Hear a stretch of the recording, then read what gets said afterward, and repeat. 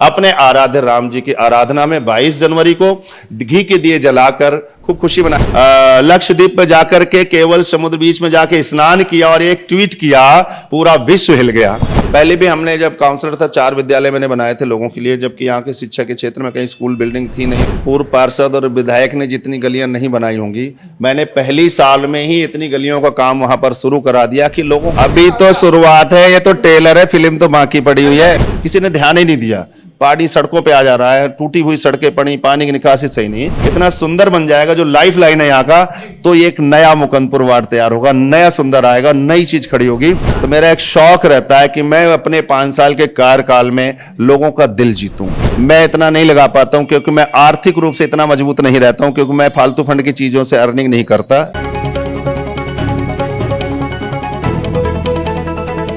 नमस्कार, मेरा नाम आजाद कबीर है। आप देख रहे हैं न्यू इंडिया न्यूज। आज हम आपकी भेंट, आपकी मुलाकात एक ऐसे पर्सनैलिटी, एक ऐसे व्यक्तित्व से करवाने जा रहे हैं।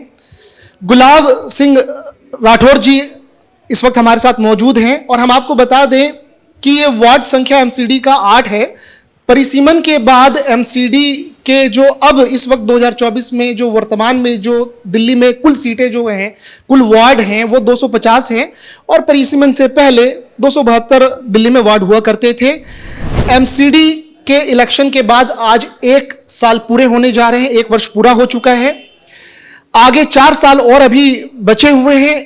1 साल का लेखा जोखा क्या है, क्या विकास कार्य हैं, आज मुकंदपुर की जनता अपने सेवक से, अपने प्रतिनिधि से, अपने निगम पार्षद से वो जानेंगे। नमस्कार आजाद जी, आपका भी बहुत बहुत स्वागत, अभिनंदन। और सबसे पहले हमारे राम लला जी 22 जनवरी को विराजमान होने जा रहे हैं। राममय भारत हो रहा है, विश्व में इसका एक अलग ख्याति है, उसकी भी आपको बधाई देंगे। आपके चलो सर बहुत बहुत बधाई, क्योंकि अभी पूरा भारत वर्ष कल राम लला जी की कल पहली दिव्य तस्वीर भी जारी हो चुकी है। एक बाल अवस्था की है और एक जो तस्वीर है, मूर्ति का जो रंग है, प्रतिमा का रंग काला है, आंखों पे पट्टी है। अब वो देश के माननीय आदरणीय प्रधानमंत्री जी के शुभ हाथों से ही वो पट्टी हटाई जाएगी। पहला सवाल यही कर लेते हैं कि जब हमारा पूरा भारतवर्ष राममय है, तो हमारी दिल्ली में मुकंदपुर में क्या चल रहा है? हमारे गुलाब सिंह राठौर जी अपनी पूरी जनता के साथ, क्योंकि हम आपको नेता नहीं कहेंगे, क्योंकि आपने शुरू से बोला कि आजाद जी हम सेवक हैं, तो क्या तैयारियां हैं सर? देखिए, हमारा नाम ही पहले ही से ही नगर सेवक के रूप में जाना जाता है और मैं निगम पार्षद कम नगर सेवक के रूप में काम करता हूं।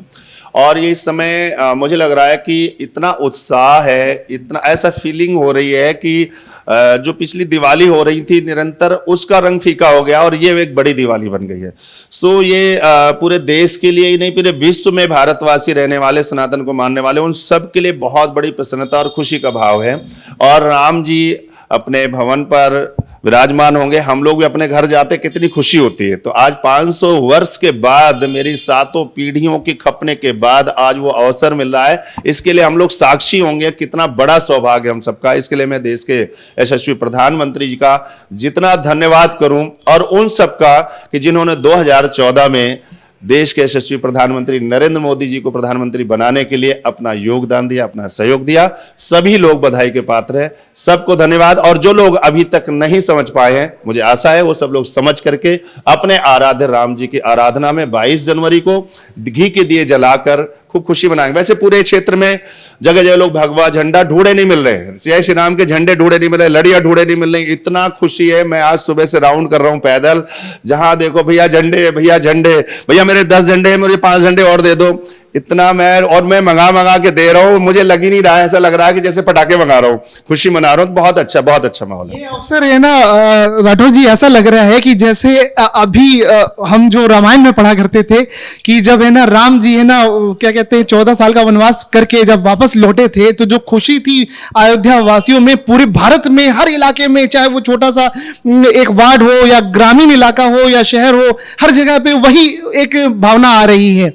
देखिए, वो सभी सौभाग्यशाली कहते हैं, जा पर कृपा राम की होई, ता पर कृपा करे सब कोई। तो हम सब लोगों पे आज कृपा हो रही सबकी, क्योंकि राम जी की कृपा हम सबको हुई है। हम लोगों ने राम जी को उनके घर प्रवेश करने के लिए जो अपना योगदान दिया, सहयोग दिया, इस पूरे देशवासियों ने, तमाम देश के प्रवासियों ने मैं कह रहा हूं कि वो कितने लकी, कितने भाग्यशाली हैं, क्योंकि मैं इतना प्रफुल्लित हूं, आनंदित हूं, तो वो लोग तो निश्चित है बहुत ही खुश होंगे। बहुत आनंद का भाव है, बहुत आनंद का समय है। अब 1 वर्ष आपके एमसीडी के आपके हो गए हैं। एक पहला अहम सवाल यही होगा सर कि जिस तरह से हमारा जो आवास मंत्रालय है, शहरी मंत्रालय है, जो एक पूरे भारत में जो स्वच्छता का जो सर्वेक्षण जारी होता है, अभी इस वक्त हम देखें एनडीएमसी की बात करें, एमसीडी की बात करें, पहले से काफ़ी रैंकिंग में सुधार हुई है। तो एक सवाल यही है कि क्या हमारी जो दिल्ली है वो नंबर 1 पे कभी आएगी, या टॉप 10 में या टॉप 5 में आएगी? उसके लिए, क्योंकि आप पुराने एमसीडी में आप रहे हैं और काउंसलर आप रहे हैं, निगम पार्षद रहे, आप अनुभवी हैं, क्या कहना है सर, आपका क्या विचार है बताइए। देखिए, संकल्प अगर लिया जाता है और उसकी सिद्धि के लिए अगर काम किया जाए तो ऐसा है नहीं कि ना हो। असंभव तो नहीं, हो ही नहीं सकता है, संभव है। समय लग सकता है, परेशानी दिक्कतें आती है, उसको ठीक करते हुए आगे बढ़ना है। जिस तरह का इस समय दिल्ली नगर निगम में माहौल है, 2 हिस्सों में निगम का विषय चल रहा है। एक पॉश इलाका है और एक वो इलाका है जहाँ पर अनाधिकृत कॉलोनियाँ कहा जाता है, जहाँ क्लस्टर एरिया कहा जाता है। तो दोनों में भिन्नता है। भिन्नता है कि उन इलाकों में तो पर्याप्त संसाधन मिलते हैं जहाँ पॉश इलाके हैं, जहाँ ऐसे इलाके गरीब लोग रहते हैं वहाँ पर्याप्त संसाधन नहीं मिलते हैं। कॉमन मिनिमम प्लान नहीं बन पा रहा है गवर्नमेंट का, और इसके लिए गवर्नमेंट को चाहिए कि एक बढ़िया एक प्लान बनाना चाहिए।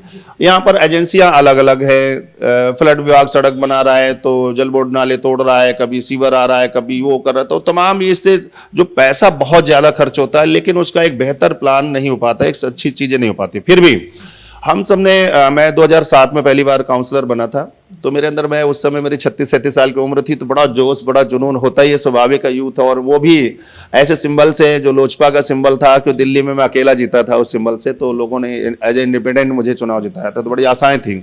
और उस आशाओं पे मेरा एक लक्ष्य था कि नहीं, मुझे इस पे खरा उतरना है, लोगों की उम्मीदों पे खरा उतरना है। जनताएं माता पिता की तरह होती है, और माता पिता अपने पुत्र से क्या उम्मीदें रखती है, वो आशा के साथ और उसके साथ मैंने काम किया। देखिए, मोदी जी का कहीं से कहीं तक, दूर दूर तक, आप बताएं, मैं आपके चैनल माध्यम से तमाम देश की जनता से भी पूछना चाहता हूं और आपसे भी कह रहा हूं, आप बताएं देश में कौन नेता है जिसके प्रति लोगों का विश्वास है? पूरा भारत नहीं, पूरा विश्व आज नरेंद्र मोदी पर विश्वास कर रहा है। तो ये छोटी बात नहीं है, ये बहुत बड़ी बात है। और जब इतना बड़ा विश्वास हो रहा हो और जनता का विश्वास जिस नेता ने जीत लिया, उसे तमाम एनडी पेंडी अलायंसेस कहीं कोई माने नहीं रखते जाकर के। और मेरे को उम्मीद है 400 से अधिक सीटें इस बार लोकसभा में भारतीय जनता पार्टी, जो दिल्ली गवर्नमेंट में इस समय सरकार है, उनके मुख्यमंत्री का जो एक माहौल बनता था, आज उतना ही ज्यादा नेगेटिव उनके प्रति है। तो और इधर नरेंद्र मोदी जी के प्रति उतना उत्साह है। आप इसी समझ सकते हैं कि अगर उन्होंने लक्षद्वीप में जाकर के केवल समुद्र बीच में जाके स्नान किया और एक ट्वीट किया, पूरा विश्व हिल गया। मालदीव का हालात खस्ता हो गई। ये कितना बड़ा संदेश, कितना फॉलोअर्स है, कितना फॉलो कर रहे हैं, कितने लोग महसूस कर रहे हैं। और जब इस लेवल तक व्यक्ति अपने आप में फीलिंग कर लेता है, किसी को मान लेता है, तो उस आंधी को कोई रोक नहीं सकता, किसी की हिम्मत नहीं। निश्चय सर, अब अगला एक अहम सवाल सर, क्योंकि आपने ना 3 पारी, आपकी तीसरी पारी है। हमारे दर्शक और क्योंकि मुकंदपुर की जो जनता है, जो आपके वोटर्स हैं, वो आपके बारे में अच्छे से जानते हैं, बहुत आपने इलाके में काम किया है। आज कुछ नए वोटर्स जो 18 साल में प्रवेश कर चुके हैं, उनके लिए ये बहुत अहम रहेगा आपके बारे में जानना, क्योंकि राजनीति का सफर, क्योंकि आपने बताया कि सर आपने लोजपा रामविलास जी की पार्टी से आपने शुरुआत करी थी। जब आप प्रथम बार जब निगम पार्षद आप बने थे और 2022 में पुनः जब आप निगम पार्षद बने, तो मन में क्या था कि है ना, जनता बहुत आशा और उम्मीद के साथ है ना हमें जिम्मेदारी दी है, सेवक बनाया है। तो इस बार मुझे दोबारा जब तीसरी बार बनाया है, तो मैं मुकंदपुर की जनता के लिए परिवर्तन लेकर के आऊंगा। 1 साल में सर, आपने 1 साल में अभी तक क्या क्या चीजें अचीव करी हैं, थोड़ा दर्शक जानना चाहेंगे। देखिए, सबसे पहले अब मेरा एक 2-3 चीज़ों में ध्यान रहता है कि पब्लिक का, जनता का, लोगों का विश्वास जीतना। वो कैसे जीतेंगे? जब उनके पास संपर्क, संवाद आपका बराबर रहेगा, तो समन्वय ऑटोमेटिक होगा। तो हम उसमें निरंतर लोगों से संपर्क करते हैं। मेरा ये कार्यालय है, आप देख रहे हैं, पर्याप्त बैठने की जगह है, और यहाँ मेरे 9 बजे से ऑफिस खुलता है और रात के 9 बजे तक ऑफिस चलता है। 9 से 9 बजे तक यहाँ पर स्टाफ हमेशा मिलता है, और कोई भी आएगा, आपको भीड़ नहीं मिलेगी। जो भी लोग आ रहे हैं, 5 लोग, 10 लोग, 4 लोग, 3, फटाफट काम होता है, सब लोग संतुष्ट होकर जाते हैं अपने आप। तो ये मेरा पहला से। दूसरा था कि मेरा शिक्षा के क्षेत्र में लोगों को किस तरह से, तो हम पहले भी, हमने जब काउंसलर था, 4 विद्यालय मैंने बनाए थे लोगों के लिए, जबकि यहाँ के शिक्षा के क्षेत्र में कहीं स्कूल बिल्डिंग थी नहीं। और पहले जब फर्स्ट टाइम आप बने थे, उस वक्त की बात है, जब आप फर्स्ट टाइम 2 4 विद्यालय आपने 2007 से 2012 तक 2 विद्यालय बनाए, 2012 से 2017 तक 2 विद्यालय बनाए, तो 4 विद्यालय मैंने एजुकेशन शिक्षा पे यस सर। अभी मैंने एक 2 विद्यालय और 2015 में उसका टेंडर कराया था, 2017 में उसका उद्घाटन किया था, फिर मार्च महीने में। इसके बाद मैं काउंसलर नहीं रहा।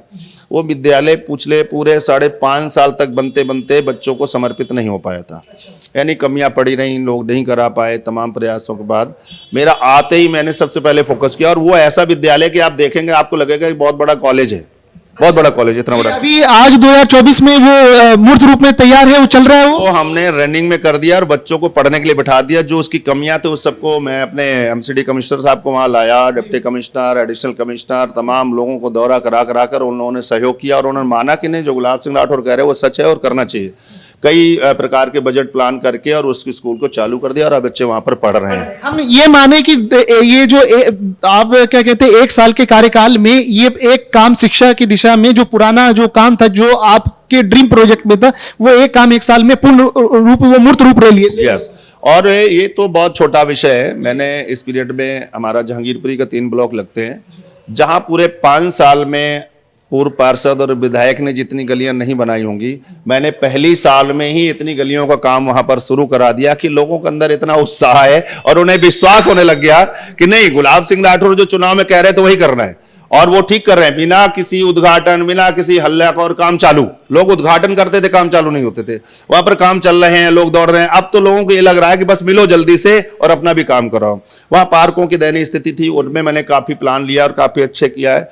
एक बारात घर वहां पर था, जो इसका सब कुछ पिछले 5 साल काउंसलर थे, पैसे पता नहीं कैसे रखाया, क्या किया, गेट उसका उखड़ गया, लोहे के जीने, दरवाजे सब खंडर हो गया था। मैंने अभी उसको भी स्टेशन के बराबर, यस यस बिल्कुल बिल्कुल, हाँ, आप उसमें देखिएगा। और अभी मैं नेक्स्ट इसी फरवरी महीने में उसको दोबारा से रेनोवेशन के लिए मैंने टेंडर वर्कआउट कर दिया। दोबारा उसका रिनोवेशन, यस, बहुत। आपके जहांगीरपुरी में है ना, अभी हम देख करके आए हैं, आपका ऑफिस है ना, आपके उपस्थित ना रहने के बावजूद भी वो ऑफिस वहां पे चल रहा है। आपका परमानेंट पीओ वहां पे बैठे हुए हैं।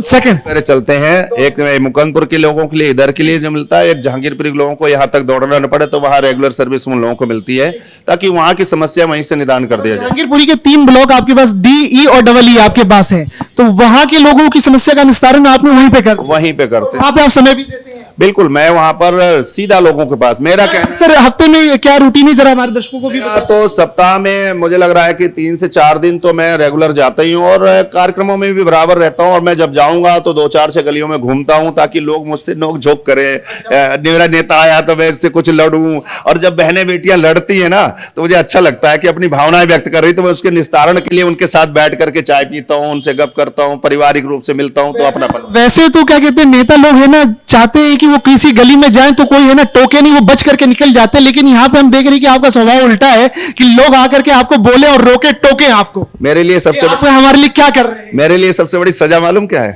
मुझे एक दिन घर में बंद कर दीजिए, मेरे अगले दिन पीला पड़ जाऊंगा। अगर मुझे 100-200 रोज मिलेंगे ना, तो कितना बुखार हो, मैं मस्त रहूंगा, क्योंकि मेरी टॉनिक, मेरी दवा, मेरी मेडिसिन, मेरा हेल्थ सब कुछ उनसे है, लोगों से। मैं जनता है, यस यस, मैं जितना मिलूंगा। अगर मुझे सजा देनी है ना, तो 1-2 दिन के लिए मुझे बंद कर दो, अगले में खूब सब कुछ दीजिए संसाधन। मैं जब निकलूंगा तो बीमार होकर आऊंगा, यानी अकेला नहीं रह सकता, मैं लोगों के बीच में रहना चाहता हूं। तो बड़ी बात है यहाँ पे, अभी तक दर्शकों को ये बात जानना होगा। ये पूरे विधानसभा की हम बात कर ले और वार्ड मुकंदपुर की बात कर ले, कि आपके विद्यालय आपको बेहतरीन मिला है, आपके सेवक, आपके नेता, आपके पार्षद जी ने, राठौर जी ने आपको दिया है। वहां पे आपका फरवरी में आपका अभी बात हुई है बारात घर की, वो बिल्कुल रिनोवेट हो जाएगा सर। और वहां पर एक एलबी पॉइंट ऐसा पड़ा हुआ था जिसमें लोग जुआ खेलते थे, खंडर था, तमाम चीजें होती, वो थाने के सामने ही आप देखेंगे एक एलबी पॉइंट है, और उसके अंदर सो पीछे मैंने बराबर कराया। लेकिन मुझे लगा कि इसमें फिर भी पड़ोसियों की सबकी मांग थी, भैया यहाँ जुआ खेलते हैं, बड़ा दंगा फसाद होता है। मैंने बड़ा तरीके से उसके अंदर मलेरिया सेंटर, ताकि लोगों को हेल्थ से संबंधित विषय हो जाए, उसका भी टेंडर वर्क ऑर्डर करा दिया, और संभवतः फरवरी महीने में उसको भी मैं बनने के लिए शुरू करवा दूंगा। शिक्षा की बात हो गई, इधर कम्युनिटी सेवा की बात हो गई, और इधर स्वास्थ्य में आ गए, प्राथमिक सेवा, प्राथमिक उपचार में आ गए। और एक बहुत महत्वपूर्ण वहाँ की मांग थी कि जितने राजस्थान समाज से बहुत बड़े लोग रहते हैं वहाँ पर, बहुत सारा, और उत्तर प्रदेश के बहुत लोग हैं और भी लोग हैं, तो वहाँ जैसे कोई डेथ हो जाती है तो तीसरे चौथे दिन जो महिलाएं एकत्र होकर नहाने जाती हैं, ऊँची जाती, तो डी ब्लॉक में, हमारे जहांगीरपुर डी ब्लॉक में एक जगह थी जहाँ नहाने वाने बने थे, कई 4-5 वाशरूम वगैरह, वो सब उसके जर्जर हो गए और उसके अंदर कोई जा भी नहीं सकता, खुले पार्कों में बहनें बैठती थी। तो मुझे जैसे ही संज्ञान में आया, मैंने दौरा किया और वहाँ जाने के बाद मैंने वहाँ का भी 8.5 लाख रुपए सैंक्शन कराया, और उसके बाद एक बढ़िया तरीके से, ताकि बहन बेटी जब जाए, एक तो दुख का घर समय है और उसके बाद स्थान सही से न मिले और सार्वजनिक रूप से खड़े होकर के लोग निकल रहे हैं, सब कुछ है और वहाँ गंदफंद पड़ा हुआ है, तो मैंने उसका बढ़िया बाउंड्री वाल करा के एक अच्छा रूम, कपड़ा चेंजिंग के लिए, उनके लेडीज जेंट्स के लिए वॉशरूम, टॉयलेट सारा बनवाने का, उसका भी मैंने टेंडर करा दिया, बजट प्लान करा के, और बहुत जल्दी उसको भी तैयार कर दिया। अब सर 1 साल में आपने ये सारे काम गिनवाए हैं, 4 साल का विजन सर आपके पास तैयार, तो अभी यही पूरे नहीं हुए, अभी पूरे नहीं हुए, अभी तो शुरुआत है, ये तो टेलर है, फिल्म तो बाकी पड़ी हुई है, पूरी पिक्चर बाकी है। मेरे इस क्षेत्र के अंदर पहले भी लोग मुझे जानते हैं कि मैंने इस अंधेरे क्षेत्र को उजाले में किया था, प्रकाश में किया था, हर एक्सपोर्ट आप यस। अभी जब मैं 5 साल गैप हुआ तो कई चीजों की कमियां पड़ गई और नहीं हो पाई है, जो भी जैसे भी रहा हो। अभी मैंने जहांगीरपुरी की जितने भी पोल्स खाली हैं जिन पे लाइट नहीं है, उसके लिए मैंने प्लान कर दिया, और मैं इसी फरवरी महीने के अंदर 100% वहाँ के पोल के अंदर स्ट्रीट लाइट लगा दूंगा। मेरे पास सब कुछ रेडी हो गया है। ऐसे वहाँ पर बहुत सारे पार्क हैं, पुरानी सेमी हाई मास्ट लाइटें लगी थी, खराब हो गई, खंडर है, नहीं जलती, परेशानी होती, अंधेरा रहा। मैंने ऐसे 10 semi high mast light Jahangirpuri के लिए वहाँ पर सैंक्शन करा के और वहाँ पर टेंडर और रिकॉर्डर होकर रेडी लगाऊंगा। ये मैं वो बता रहा हूँ। ऐसे प्रोजेक्ट में ऐसे मुकंदपुर से मैं 2 वार्ड को 2 हिस्से में काम कर रहा हूँ उसमें। ऐसे मुकंदपुर क्षेत्र के मुकंदपुर गांव में कुछ का जगहों पर जहां पर लाइटों की कमी, उसको मैं पूरा कर रहा हूं और वहां पर जल्दी लगाने जा रहा हूं, और मेरा शुरू भी हो गया काम, मैंने कल परसों कुछ जगह लगवाई भी है। इसी तरह जो जनता विहार, सूरत विहार स्कूल है जहाँ कई हजार बच्चे पढ़ने जाते हैं, वहाँ की हालात रास्तों की बहुत दयनीय पीछे हो गई, किसी ने ध्यान ही नहीं दिया, पानी सड़कों पे आ जा रहा है, टूटी हुई सड़कें पड़ी, पानी की निकासी सही नहीं। तो अभी मुख्यमंत्री ग्रामीण विकास योजना के अंतर्गत उसमें प्रयास करने के बाद एक मुकंदपुर पुलिस चौकी से मुकंदपुर गांव तक का, और मुकंदपुर गांव से लेकर के जनता विहार महाराणा प्रताप चौक तक का बाढ़ नियंत्रण विभाग द्वारा लगभग 5.5 करोड़ की लागत से उस सड़क का निर्माण और नाले का होने जा रहा है, जो इस महीने लगभग चालू हो जाएगा। साथ ही महाराणा प्रताप चौक से सूरत विहार तक के जो स्कूल तक रोड जाएगा, उसके लिए मेरे यशस्वी सांसद श्रीमान मनोज तिवारी जी ने जनता के हितों को और मेरी रिक्वेस्ट पर 2 करोड़ रुपया दिया, और उसका भी हमारा प्रोसेस टेंडर के लिए चालू हो गया। सो ये लंबा 3-4 किलोमीटर का रास्ता इतना सुंदर बन जाएगा, जो लाइफ लाइन है यहाँ का, तो एक नया मुकंदपुर वार्ड तैयार होगा, नया सुंदर आएगा, नई चीज खड़ी होगी और लोगों के एक एहसास होगा।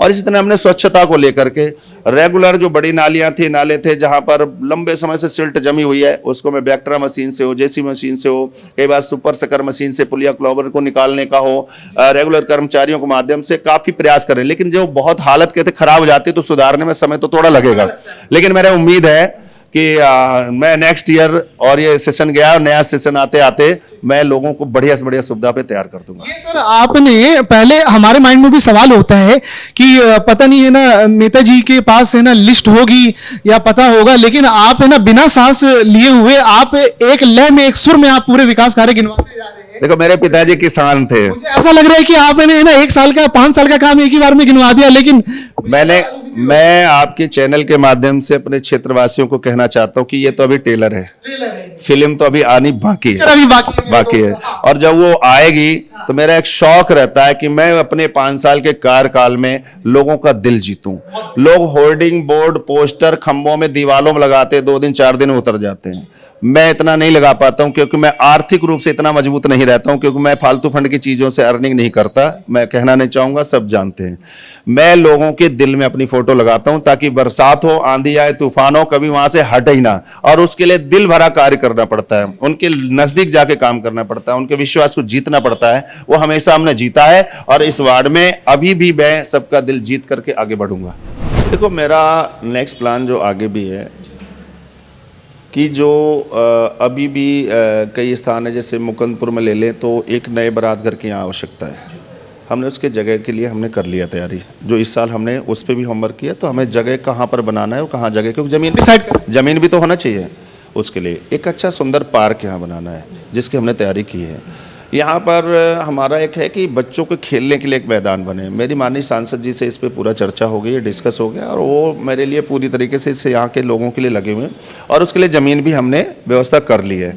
लगभग 15 एकड़ जगह है जो कॉरपोरेशन की है और डीडीए के माध्यम से उसमें भी हम चाहेंगे और कि उसमें एक बच्चों को, क्योंकि ये गरीब तबके के क्षेत्र के लोग हैं, जब गलियों में मैच खेल रहे होते हैं ना क्रिकेट और बॉल नाली में गिरती है, बड़ा दुख होता है। और सबसे बड़ा क्या होता है कि माँ वहाँ बैठी होती है, बच्चा माँ को देख करके नाली से बॉल नहीं उठाना चाह रहा लेकिन चाहिए बॉल उसको, तो धीरे से बॉल उठाता है और पीछे पजामे पोंछ लेता है ताकि पता ना चले हाथ गंदे ना हो और फिर खेलना शुरू कर। भावना देखिए उस समय कैसी होती है, आपको देख के लगेगा कि क्यों, क्या इनके, ये भी तो भारतवासी है ना, इस भारत की राजधानी दिल्ली के अंदर रह रहे हैं, इन्होंने क्या गुनाह किया कि इनको खेल का मैदान नहीं चाहिए क्या? ये क्या वहां पर स्टेडियम जाके नहीं, लेकिन वो उतने बड़े दूर स्टेडियम में नहीं जा सकते, उनके पास संसाधन नहीं, उनके पास व्यवस्था नहीं है। तो उनके लिए मेरी प्रेरणा है कि कम से कम एक मुकुंदपुर क्षेत्र के अंदर मैं एक मिनी स्टेडियम के लिए मैं प्रयासरत हूं और मुझे पूरा भरोसा है कि मेरे माननीय सांसद श्रीमान मनोज तिवारी जी का सहयोग पूरा मिल रहा है और मिलेगा और माननीय एलजी साहब से भी परमिशन मिलेगी और ये काम हम पूरा आगे कर पाएंगे। बड़ी सौगात मुकुंदपुर वासियों को ये मिलेगी। आखिर में सर, एमसीडी का एक सत्र भी आपका हुआ, अभी सत्र कुछ दिन पहले चला, जनता की, टैक्स पेयर की कमाई से ये सत्र, चाहे हम संसद का सत्र हो या विधानसभा का सत्र हो या निगम का सत्र हो, चलता है। वहाँ पे अगर एक उचित समाधान पे ना पहुँचा जाए और हो हल्ला में वो टाइम निकल जाए, गलती किसी की भी हो, किसी की वजह से भी हो हल्ला हो रहा, अभी तक एमसीडी में ये स्टैंडिंग कमेटी का जो समाधान है वो कोर्ट में भी चल रहा है, वो सब हल क्यों नहीं है, उस पर क्या विचार है? देखो, सबसे पहले क्या होता है कि सदन का चलाना सत्ता पक्ष का प्रथम दायित्व होता है। कहाँ पर कमी आ रही है, विपक्ष यूं ही नहीं हल्ला मचाता है और अगर मचा रहा है तो हमारा काम है कि उसके साथ बैठ करके हमें समावेश करना चाहिए। कुछ दिन से एक वो चल चुका है, ट्रेंड सा बन चुका है कि नहीं, हम बस जो हम कहेंगे वही होगा, सब कुछ होगा। आखिर ऐसा क्यों? मान लीजिए स्टैंडिंग कमेटी नहीं बन पाई, स्टैंडिंग कमेटी से पहले तो जोनल कमेटी बनती है ना, तो जोनल कमेटी तो बनाई जा सकती थी, क्यों नहीं बनाई गई? इसके बाद एजुकेशन कमेटी है, हेल्थ कमेटी है, अदर कमेटी है, तमाम कमेटी, ग्रामीण कमेटी सब बनानी चाहिए ना, जो नहीं बनाई गई। लाइसेंसिंग कमेटी नहीं बनाई गई, हाउस टैक्स कमेटी नहीं बनाई गई। इसका रीज़न है कि जो इस समय सत्ता पे बैठे हुए महापौर जी हैं और दिल्ली में मुख्यमंत्री जी एक दूसरे के इशारा के साथ, क्योंकि वो हिल नहीं, उन्हें अनुभव, पढ़ी लिखी बहुत है लेकिन अनुभव नहीं है, मुझे जो लग रहा है। और उसका कारण ये भी हो सकता है कि जैसे देश में पहले 10 साल प्रधानमंत्री रहे लेकिन बिना इशारे के कुछ कर नहीं पाते थे और बहुत विद्वान होने के बाद वो फेलियर हुए, ऐसे ये दिल्ली में आज तक के इतिहास में जितने भी मेयर बने होंगे उनमें सबसे ज्यादा दयनीय हालत इन महापौर की आगे गिनी जाएगी कि आपने पूरे साल के कार्यकाल में एक भी हाउस नहीं चला पाए। और हम सब मेंबर्स वहाँ क्यों जाते हैं, यहाँ से अपना टाइम निकाल के जाते हैं, इसका मतलब हम अपनी बात रखना चाहते हैं, अपनी जनता की बात वहाँ पहुँचाना चाहते हैं, लेकिन हमेशा कोई ना कोई ऐसा इशू लाया जाएगा कि जिसके कारण से विपक्ष वहाँ पर उस पर क्वेश्चन करें और क्वेश्चन करें तो हाय हल्ला हो जाएगा और हम अपनी योजनाओं को चुपचाप पास करा लेंगे, आम काउंसलर को पता ही नहीं चल पाएगा। तो ये बहुत बड़ा फेलियर आम आदमी पार्टी का है और साथ ही दिल्ली के मुख्यमंत्री जी को इसमें प्रयास करना चाहिए कि आखिर हाउस क्यों नहीं चल रहा है, क्यों नहीं चलाया जा रहा है। आपका फर्ज बनता है कि विपक्ष क्या कहना चाह रहा है, आप विपक्ष के नेता के साथ बैठिए, उनसे चर्चा कीजिए, एक कॉमन प्लान तो बनाना पड़ेगा। आप हाउस टैक्स को बढ़ाए चले जा रहे हो, आप जनता को लूटे चले जा रहे हो, सुविधा क्या दे रहे हैं आप, संसाधन क्या दे रहे हैं? अनऑथराइज कॉलोनी में हाउस टैक्स लगा दिया, हाउस टैक्स के नोटिस जा रहे हैं, उनका सील कर रहे हो, कभी परेशान कर रहे हो। हाउस टैक्स के लिए जब दिल्ली नगर निगम से आप वहां सड़क नाली पुलिया बनाने की परमिशन नहीं दे रहे हो, नहीं बना सकते, तो आप हाउस टैक्स क्यों ले रहे हैं उनसे? और अगर ले रहे हैं तो उनको सुविधा देना चाहिए। तो मेरा आपके चैनल के माध्यम से निगम सदन महापौर को भी, निगम सदन नेता से भी और दिल्ली के मुख्यमंत्री जी से भी अनुरोध है कि ये इसमें जनता की भलाई के हम सब करना चाहिए, इसमें छीना झपटी नहीं होना चाहिए। प्रत्येक माह जो हाउस है वो 29, 30, 31 को क्यों होता है? आखिरी दिनों में क्यों होता है? सैटरडे के दिन क्यों होता है?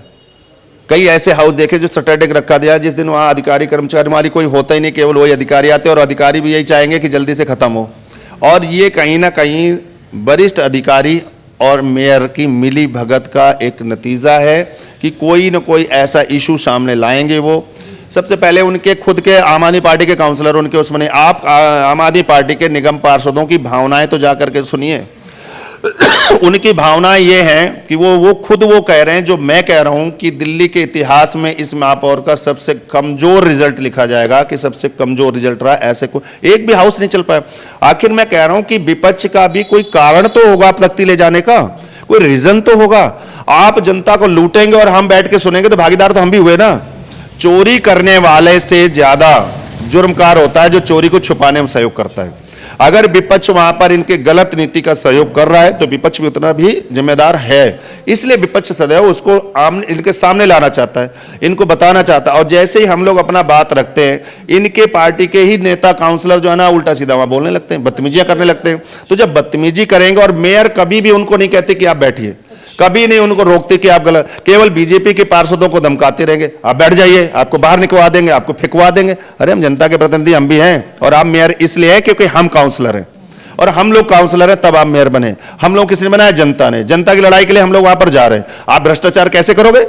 आपके मुख्यमंत्री ने दुनिया भर का भ्रष्टाचार करा, तो दिल्ली नगर निगम में आप भी भ्रष्टाचार करो, हम नहीं होने देंगे। उसके लिए चाहे एक बार नहीं 10 बार बैल में आना पड़ेगा, तो आएंगे, उसमें कोई विरोध नहीं है, क्योंकि जनता की लड़ाई के लिए हम जाते हैं। सर बहुत बहुत धन्यवाद आपका। आपका भी धन्यवाद, और साथ ही 22 जनवरी की पुनः रामलला के घर प्रवेश की बहुत बहुत बधाई। साथ में देश का सबसे बड़ा त्यौहार गणतंत्र दिवस की 26 जनवरी को, उसकी भी आपके चैनल के माध्यम से बधाई देते हैं, शुभकामनाएं। सभी लोग खुश रहें, आनंदित रहें, राममय रहें, और सभी लोग के घर में खुशहाली आए, यही कामना करते हैं। धन्यवाद सुबह। सो मच सर, बहुत बहुत धन्यवाद। Thank you so much. आप देख रहे थे न्यू इंडिया न्यूज़।